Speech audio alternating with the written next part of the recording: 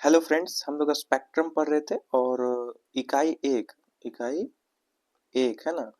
हम लोग क्या पढ़ रहे थे इकाई एक में? स्रोत एवं उपागम, है ना। देखिए ये बुक है स्पेक्ट्रम का, आपके पास है तो बहुत अच्छा, नहीं तो आप इस वीडियो को देखते रहिए, वो बहुत हेल्प होगा। ठीक है। आइए यूपीएससी पॉइंट ऑफ व्यू से पढ़ रहे हैं ना, पॉइंट ऑफ व्यू से प्री और मेंस। ठीक है। और ओवरऑल आपका डेवलप भी होगा इस चीजों को सोच के, आप समझ के। आपने देखा कि चैप्टर 1 में हम लोगों ने कैसे स्रोतों को समझा। इतिहास लेखन में स्रोत का क्या अहम भूमिकाएं होती है, कहाँ कहाँ से स्रोत को हम लोग लेते हैं, आधुनिक भारत के परिप्रेक्ष्य में हमने वो देखा। अध्याय 2 में हम लोग अब क्या देखेंगे? हम लोग देखेंगे आधुनिक भारतीय इतिहास लेखन के प्रमुख उपागम, है ना। इकाई एक का नाम है स्रोत और उपागम। स्रोत और उपागम, तो हम लोग क्या पढ़ेंगे? उपागम अब पढ़ेंगे। ठीक है, आधुनिक भारतीय इतिहास लेखन के उपागम। कोशिश करूंगा 1 से 2 वीडियो में इसको खत्म कर दूंगा। आप इसको क्या करिए कि इसको जाके प्लेलिस्ट में देखिए। अगर आपने पुराने वीडियोस नहीं देखे तो सारे प्लेलिस्ट में देखिए, जाके पीवाईक्यू के प्लेलिस्ट में चले जाइए, वहां देखिए, सिलेबस देखिए डिटेल से, उसके बाद ये सब बुक्स आप देखते चलिए। ठीक है, तो मैं उम्मीद कर रहा हूँ आप कॉपी लेके बैठे होंगे। साथ में आप समझते चल रहे होंगे। ठीक है, ये टॉपिक आपके पास अगर बुक है तो आप उसको खोल के बैठ जाइए, नहीं तो आप एक साथ में कॉपी लेके रखिए, पेन, और इन चीजों को लिखते चलिए। देखिए इतिहास लेखन जैसे इतिहास को कोई लिखता है तो इतिहास लेखन को क्या कहा जाता है? हिस्ट्रियोग्राफी आपने देखा यहाँ पे, हिस्ट्रियोग्राफी। ठीक है, ये बस आप याद रखिए, अभी लिखिए मत, मैं कहूँ तो ही लिखिए। इतिहास की ऐतिहासिक व्याख्या या एक अवस्था आस्था एवं मान्यता के माध्यम से इतिहास का विश्लेषण। तो एक आस्था और एक मान्यता के माध्यम से इतिहास का जो लेखन होता है वो हिस्ट्रोग्राफिया कहलाता है। ठीक है, उस पे हम लोग इतिहास लेखन की एक पद्धति होती है। यह इतिहास को मात्र घटनाओं के वर्णन के तौर पर देखने की बजाय इतिहास के बौद्धिक संदर्भों को मान्यता प्रदान करता है। ऐसा नहीं कि जो घटनाएं घटी हैं उनका ही वर्णन कर दिया जाए तो वो इतिहास बन जाता है। इतिहास बौद्धिक संदर्भों को भी मान्यता देता है। आप समझ रहे हैं कि उस वक्त बौद्धिक बौद्धिक चीजों को भी वो मान्यता दे रहा है। बेहतर अध्ययन एवं समझ हेतु आधुनिक भारत के इतिहास लेखन के 4 उपागमों, है ना, जैसे कि और अच्छे से समझने के लिए, उस अध्ययन करने के लिए अच्छे से, उसको 4 उपागमों में बांटा गया है आधुनिक भारतीय इतिहास के लेखन को। ठीक है। औपनिवेशिक या साम्राज्यवादी, आप ये देखें कि औपनिवेशिक इतिहास लेखन क्या है? इसको साम्राज्यवादी भी बोलते हैं। राष्ट्रवादी समझ रहे हैं? राष्ट्र के प्रेम से पूरा जो लिखा जाता है उसको राष्ट्रवादी कहते हैं। इसके बारे में और डिटेल्स हम लोग समझेंगे। मार्क्सवादी और उपाश्रित या अधीनस्थ, है ना, उपाश्रित या अधीनस्थ। आप क्या करिए, इतिहास लेखन के 4 उपागम डैश ऐसे करके लिखिए, और आप ये चारों उपागमों को लिख लीजिए। ठीक है, क्या क्या है 4 उपागम? औपनिवेशिक या फिर साम्राज्यवादी, उसका नाम पहला है, ये दूसरा है राष्ट्रवादी, तीसरा है मार्क्सवादी, और चौथा क्या है? उपाश्रित या अधीनस्थ। ये चीजें आप लिखिए। के तहत व्यापक रूप से पढ़ा जा सकता है, तो हम इतिहास को इन सब दृष्टिकोणों से पढ़ सकते हैं। ठीक है। हालांकि इतिहास लेखन के अन्य उपागम, और भी कुछ उपागम है, जैसे कि संप्रदायवादी, कैम्ब्रिज, उदारवादी एवं नव उदारवादी, और नवीर नारीवाद, है ना, नारीवाद भी, वादी भी है, नारीवादी भी है। तो आप क्या करिए, इन सबको भी लिख लीजिए। ठीक है। और उपागम कौन कौन से? ये मुख्य उपागम 4 है, उसके अतिरिक्त उपागम लिखिए, और ये लिखिए सांप्रदायवाद वादी और कैम्ब्रिज। ठीक है, और उदारवादी एवं नव उदारवादी, आप समझ रहे हैं। और नारीवादी, है ना। इन सब के बारे में हम लोग आगे देखते हैं कि क्या बताने का कोशिश किया जा रहा है। पहला उपागम क्या था? औपनिवेशिक उपागम। औपनिवेशिक उपागम को दूसरा क्या नाम दे सकते हैं हम लोग? यहाँ देखिए, औपनिवेशिक उपागम या फिर इसे साम्राज्यवादी उपागम भी कहेंगे। 4 मुख्य उपागम है, उन्हें हम लोग समझते हैं। औपनिवेशिक उपागम, औपनिवेशिक उपागम या इतिहास लेखन का प्रयोग 2 अर्थों में किया जाता है ना। इतिहास लेखन का 2 अर्थों में लिखा जाता है। यहाँ देखिए, एक औपनिवेशिक देशों के इतिहास के से संबंधित, जो औपनिवेशिक देश थे उसके संदर्भ में इतिहास लेखन से संबंधित भी औपनिवेशिक इतिहास लेखन कहा जाएगा। जबकि दूसरा ऐसे कार्यों को संबोधित करता है जो प्रभुत्व की औपनिवेशिक विचारधारा से प्रभावित थे। जो प्रभुत्व की, जो उस वक्त प्रभुत्व में थे, उसके विचारधाराओं की, एक है विचारधाराओं की बात है, और एक है आपका उस देश की बात है ना, औपनिवेशिक देश की बात है। तो आपको क्या करना है, ये 2 दिशाओं में औपनिवेशिक विचारधारा को लेके चलना है, एक विचारधारा और एक देश के संदर्भ में। जो औपनिवेशिक देश हैं उनके संदर्भ में और एक औपनिवेशिक विचारधारा के संदर्भ में। ठीक है, आगे चलिए। आज के अधिकतर इतिहासकारों ने औपनिवेशिक उपागम के दूसरे अर्थ के दृष्टिगत इतिहास लेखन किया। अभी जो न्यू न्यू हिस्टोरियंस आए हैं वे इस विचारधारा के अधीन आके लिखना शुरू किए हैं। वास्तव में, यहाँ से ध्यान दीजिए, वास्तव में औपनिवेशिक अधिकारियों द्वारा औपनिवेशिक देशों के बारे में किया गया लेखन कार्य प्रभुत्व की इच्छा एवं औपनिवेशिक शासन के औचित्य से संबंधित था, है ना। रियलिटी क्या था? रियलिटी ये था कि औपनिवेशिक अधिकारियों द्वारा, जो औपनिवेशिक अधिकारी थे उनके द्वारा औपनिवेशिक देशों के बारे में किया गया लेखन, है ना, था। ये नहीं कि विचारधारा। अभी लेकिन विचारधाराओं को महत्व दिया जा रहा है। अतः ऐसे अधिकांश ऐतिहासिक लेखनों में पश्चिमी संस्कृति एवं मूल्यों की प्रशंसा तथा व्यक्तियों की महिमा मंडल किया गया जिन्होंने औपनिवेशिक साम्राज्य को स्थापित किया। जिन्होंने औपनिवेशिक, जैसे आपको पता है पश्चिमी देश औपनिवेशिक साम्राज्य की स्थापना में बहुत महत्वपूर्ण योगदान दिए हैं, तो उनका ही प्रशंसा, उनका ही महिमा मंडल किया गया पहले के अधिकांश ऐतिहासिक लेखनों में, जो पश्चिमी संस्कृति से ओतप्रोत थे। ठीक है, आपको पढ़ेंगे तो उस टाइम पीरियड के जो हिस्टोरियंस ने किताबें लिखी उसे आप पढ़िएगा तो आपको पता चलेगा कि पश्चिमी को ज्यादा महानता मिला गया। यहाँ पर देखिए जेम्स मिल, यहाँ नाम भी सब लिखते चलिए। जेम्स मिल, है ना, माउंट ट्रस्टुअर, है ना, माउंट ट्रस्टुअर, माउंट ट्रस्टुअर्ट, है ना, एल्फिस्टन, विंसेंट स्मिथ एवं अन्य द्वारा लिखा गया भारत का इतिहास। इन्होंने भारत का इतिहास लिखा, इन चारों ने, और इसके अलावा कुछ हिस्टोरियंस ने इनका नाम लिखिए। और भारत का इतिहास औपनिवेशिक उपागम का उचित उदाहरण है। तो आप क्या करिए, औपनिवेशिक उपागम समझ जाइए कि औपनिवेशिक उपागम को दो परिप्रेक्ष्यों में देखा जा सकता है, एक औपनिवेशिक देश के संदर्भ में, एक विचारधारा के संदर्भ में। और उसके नीचे लिखिए कि जेम्स मिल, माउंट स्टुअर्ट और एल्फिटन, है ना, वेंसेंट स्मिथ, इन दोनों, इन सब ने भारतीय इतिहास का लेखन औपनिवेशिक उपागम के उचित उदाहरण आप समझ सकते हैं। इस दृष्टिकोण से लिखा है इन लोगों ने। इस प्रकार के वर्णन में भारत को अवरुद्ध समाज, पिछड़ी सभ्यता एवं संस्कृति के रूप में निर्दिष्ट किया गया था।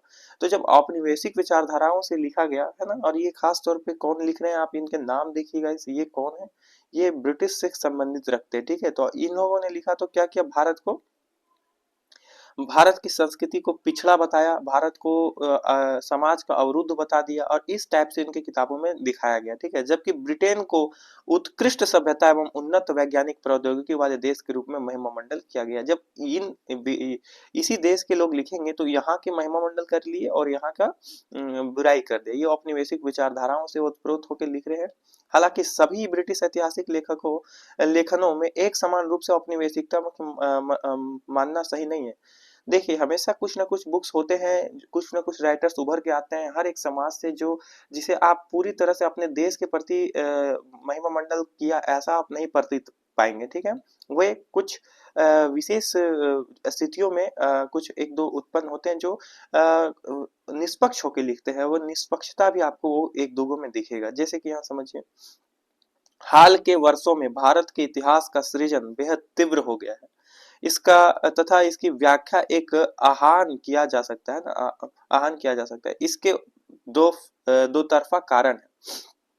यहाँ से देखिए, यहाँ से दोस्त, दो तरफा कारण है। क्या है? पहला, भारतीय परिदृश्य में होते परिवर्तनों के तथ्यों की पुनर्व्याख्या की आवश्यकता। आप समझ रहे हैं, भारतीय परिदृश्य के मतलब भारतीय परिप्रेक्ष्य में ये हो रहे जो परिवर्तन एवं तथ्यों की पुनर्व्याख्या है, उन परिवर्तनों और तथ्यों की पुनर्व्याख्या करने की आवश्यकता आ रही है, पहला ये कारण। और दूसरा है कि भारतीय इतिहास के जरूरी तत्वों के बारे में इतिहासकारों के दृष्टिकोण में परिवर्तन। तो तत्वों के बारे में जो इतिहासकारों के दृष्टिकोण में परिवर्तन हो रहे हैं, उस कारण से इतिहास में बदलाव आ रहा है। ये कथन किसने कहा? यहाँ देखिए, ये कथन कहा पर्सिवल स्पीयर, है ना, पर्सिवल स्पीयर ने कहा। ये कथन आपको जानने की जरूरत नहीं, बस ये जानिए कि पर्सिवल स्पीयर का संबंध ऐसे विचारधाराओं से था जो हमारे देश के इतिहास लेखन को समझाने का प्रयास कर रहे हैं। बस आप ऐसे ध्यान रखते चलिए। बस आपने ऊपर पढ़ा कि यहाँ देखिए, ब्रिटिश ऐतिहासिक लेखन कुछ एक समान रूप से नहीं थे, कुछ ब्रिटिश जो थे एक समान रूप से नहीं लिख रहे थे, ठीक है, क्योंकि 19वीं और 20वीं शताब्दी में के पूर्वार्ध में है ना, इसके कुछ पूर्वार्ध में अपनी वैश्विक संप्रदाय के तहत विभिन्न उपागम एवं व्याख्यात्मक रूपरेखाएं विकसित हुई। तो कुछ उपागम और व्याख्यात्मक रूपरेखाएं विकसित हुई थी उस टाइम, ठीक है, पीरियड में, क्योंकि सभी एक जैसा नहीं लिखे, कुछ ने निष्पक्ष भाव से भी लिखा। सरगर्भित रूप में औपनिवेशिक उपागम, सांस्कृतिक आधिपत्य स्थापित करने और भारत पर ब्रिटिश शासन के वैधिकरण के रूप में इतिहास को औचित्य प्रदान करने हेतु विचारधारात्मक प्रयास का एक भाग था। आप समझ रहे फ्रेंड्स कि क्या समझाना चाह रहा है कि औपनिवेशिक उपागम के संदर्भ में जो लिखे गए कुछ किताबें, जो अन्य किताबें जो ब्रिटिश की व्याख्या व्याख्या और उसकी ये पूरा ये नहीं कर रहा है, जो तारीफ नहीं कर रहा है, वो यहाँ पे क्या कर रहा है कि सांस्कृतिक आधिपत्य स्थापित करने में जो भारत पर ब्रिटिश शासन के वैधीकरण के रूप में इतिहास की औचित्य प्रदान किया, वो विचारधाराओं को भी लिखा जा रहा है कि ब्रिटिश का क्या रोल था। वो एक थोड़ा अच्छा हो सकता है उस दृष्टिकोण से। कुछ हमेशा होते हैं जो अच्छा लिखते हैं। यहाँ देखिए, आप इन चीजों को समझ रहे हैं। एक उपागम आपने समझा। दूसरा है राष्ट्रवादी उपागम। राष्ट्रवादी से आप समझते हैं, देखिए, राष्ट्र के प्रति समर्पित होकर लिखना, है ना, राष्ट्रवादी उपागम। यहाँ देखिए क्या है, इसके बारे में समझाने का प्रयास करें। राष्ट्रवादी उपागम का विकास औपनिवेशिक उपागम के समाना सामना, है ना, राष्ट्रवादी उपागम का विकास औपनिवेशिक उपागम से सामना करने और प्रत्युत्तर देने के रूप में हुआ। समझिए, जब कोई आपके देश के बारे में बुरा बुरा बात लिखेगा तो आप क्या करिएगा, हमें भी उनको प्रत्युत्तर देना होगा, हमें भी उनको जवाब देना होगा और अपने देश को महान दिखाना होगा। तो इस वजह से क्या है कि ये राष्ट्रवादी विचारधारा उत्पन्न हुई। तो यही बताना चाह रहा है। यह भारतीयों और उनके ऐतिहासिक अभिलेखों की औपनिवेशिक झूठी निंदा के सम्मुख राष्ट्रीय आत्मसम्मान के निर्माण का एक प्रयास था। ऐसा नहीं कि हमने बहुत बड़ी बड़ी बड़ी बातें की जैसा कि ब्रिटिश ने किया, बट हम क्या है कि हमें निंदा और झूठी निंदा, है ना, इससे बचने के लिए और आत्मसम्मान, एक होता है ना, आपके बारे में अगर कोई गलत फैक्ट्स बताया जाए तो आपको प्रति उत्तर देना पड़ेगा कि ये फैक्ट्स गलत है, ठीक है, यहाँ पे ये फैक्ट्स है, बस इतना करना है। ये नहीं कि अभी इसे बढ़ा चढ़ा के बताना है कि मैं महान हूं, ऐसा नहीं ना। तो वही हम लोगों ने करने का प्रयास किया, यही चीज ये बता रहा है। यह भारतीयों और उसके ऐतिहासिक अभिलेखों की औपनिवेशिक झूठी निंदा, है ना, जो निंदा हुई थी उसको बचाने के लिए आत्मसम्मान के निर्माण का प्रयास है, बस यही प्रयास था। इस उपागम के इतिहासकारों ने मौजूदा ऐतिहासिक स्रोतों के विश्लेषण पर आधार पर, है ना, विश्लेषण के आधार पर औपनिवेशिक ऐतिहासिक विवरणों की असत्यता को सिद्ध करने का प्रयास किया। बस इतना किया कि उन्होंने जो फैक्ट्स बताए कि भारत पिछड़ा है, भारत की संस्कृति बहुत प्राचीन है, आदम जमाने की है, तो उसे बस सिद्ध करना है कि ये फैक्ट्स गलत है। भारतीय इतिहास के राष्ट्रवादी उपागम में ऐसी उपागम के रूप में विवेचित किया जा सकता है जिसमें राष्ट्रवादी भावनाओं को बढ़ाने में योगदान दिया। और ये जरूरी भी है फ्रेंड्स कि हम अपने राष्ट्रवादी भावनाओं को बढ़ाने के लिए कुछ किताबें लिखे जो राष्ट्रवादी भावनाओं से ओतप्रोत हो, ठीक है, किंतु इसे भी पूर्णतः आप नहीं मान सकते। इन सब को मिक्स करके ये उपागम है, समझ रहे फ्रेंड्स। इतिहास लेखन के स्रोत के बाद हम लोग उपागम पढ़ रहे हैं कि किन किन दृष्टिकोणों से इतिहास लिखा जा रहा है। बात सुन रहे हैं? यहाँ देखिए, जिसमें राष्ट्रवादी भावनाओं को बढ़ाने का योगदान दिया और धार्मिक, जातीय, भाषाई और वर्गीय भेदभाव के विरुद्ध लोगों को एकजुट किया। जो यहाँ के बारे में बताया गया कि धार्मिक, जातीय और भाषाई और वर्गीय भेदभाव है, उसके विपक्ष में हम लोगों ने क्या जवाब दिया कि हम लोग इनको एकजुट किए, है ना, इसको एकजुट करने का प्रयास किया इस इतिहास लेखन का। और ये बहुत बेहतरीन जवाब था हमारे, जो उस टाइम के आप राष्ट्रवादी ओतप्रोत किताबें पढ़ेंगे तो आप पाएंगे कि हमारे देश की एकता को कैसे बढ़ावा देने में उन्होंने ये भूमिका निभाई। देखिए, राष्ट्रवादी उपागम मुख्य रूप से भारतीय इतिहास के प्राचीन एवं मध्यकालीन युग का वर्णन करता है। ये हमारा प्राचीन एवं मध्यकालीन युग का वर्णन करता है, क्योंकि हमारी संस्कृति मूल नींव वहीं पे है, तो उनका व्याख्या करेंगे और वहां से हम लोग समझेंगे कि हमारे बारे में जो गलत बातें बताई गई वो किस किस तरह से सत्य हम लोग साबित कर सके। जो स्वतंत्रता प्राप्ति के पश्चात अस्तित्व में आया, ये स्वतंत्रता प्राप्ति के पश्चात अस्तित्व में उल्लेखनीय है कि 1947 से पूर्व आधुनिक भारत के राष्ट्रवादी इतिहासकारों का कोई संप्रदाय स्कूल मौजूद नहीं था।